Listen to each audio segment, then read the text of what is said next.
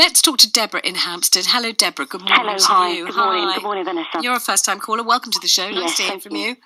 Yes, I've had quite a horrendous time on the menopause circuit the last couple of years. I was actually diagnosed a few years ago with a brain tumour, which is benign, but obviously it's something they have to watch. So I can't have HRT. Yeah. I wasn't asked about anything else. I was given 2 pamphlets and prescribed antidepressants. So in my quest, the only people that really helped me were my actual girlfriends.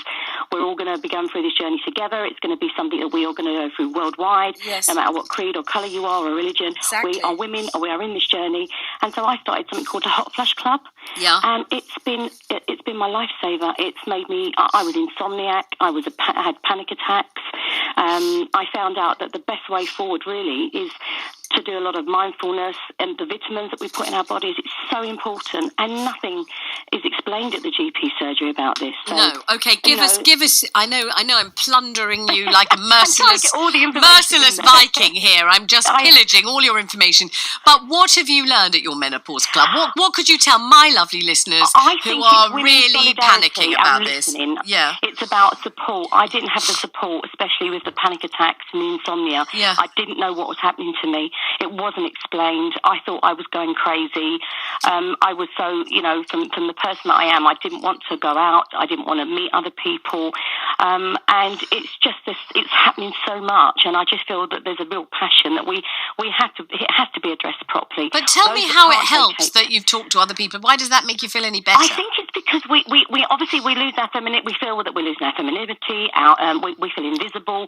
And to know that there are so many of us that are going through the same symptoms, that's so important. And that's why it's so important that we all need to share this. We all need to get it out there. It's okay to feel down one day.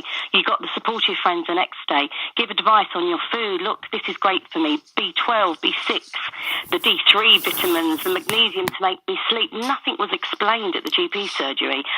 Even counselling wasn't given. And I just think bioidentical chemicals, you need to look into what they are, what they do for your body.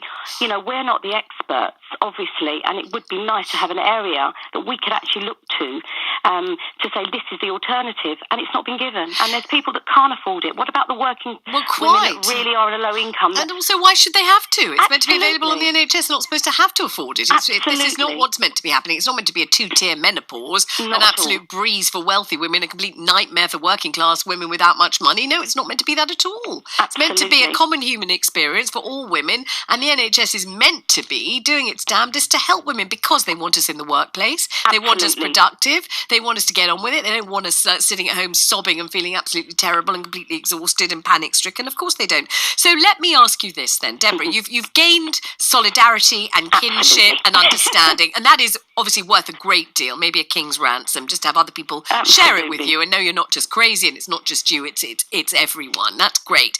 But you just went galloping through the vitamins. Tell me, for you personally, and we know this is only you and it's anecdotal, you're not a doctor, but what have you found you've taken that's made you feel any better? I think the mindfulness is very, very important. I would have laughed at that many years ago, but the insomnia, the mindfulness was brilliant. How does mindfulness work when you're insomnia? I think it makes, I use some apps and the calmness and listening to the sounds, different sounds that I would have laughed at before. If you'd have told me this 10 years ago, I thought, what's she talking about? Yeah. But do you know what? Anything helps, and you really must give it a chance. If you can't use HRT and you say, right, that's the end of the world now, I can't use it, it's not. Yeah. Really helps to talk about it, and it's talking that really helps. And the vitamins you mentioned, magnesium, you said, is magnesium any good? It helps. Magnesium, the right magnesium helps with certain people. Obviously, all these things have to be judged by doctors as well, because if someone else has got high blood pressure. So, we really need menopause support groups in most GP surgery. That is a must. I'm sorry, but, women are working as much as men, so we really need this support. I mean, we actually, on our site, we actually offer video stories that women go on there and they tell us their video stories of why and how it happened, because every menopause story is different. Some go through early from different operations, some go earlier than others, so it really is different. The appearance changes, the hair gets thinner.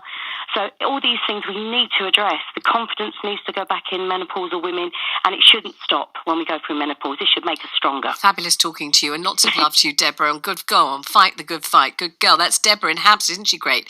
She says it's helped enormously to link up with other women in a similar position, which is basically every single woman over a certain age. So great. It's not going to be difficult to find women going through menopause. Some, of course, sail through, and you may be one of those, and you may think, oh, these women banging on about it, why they make such a fuss? Really, it's been nothing. I didn't even know I had it. Eventually I thought, oh, and when did I last have a period? Oh, 6 years ago. Well, I must have had menopause. I didn't even notice. If that's you, lucky you. Brilliant. But if that's not you, then you'll know what this is all about. And this story, which is on Inside Out, on the BBC, on the telly, investigated by Dr. Renee Honderkamp, is that lots of women who could be helped by HRT are being refused HRT by their GPs, and they're just really being left to get on with it, and what they're being left to get on with often is unbearable. So we're taking calls on that 0800 731 2000.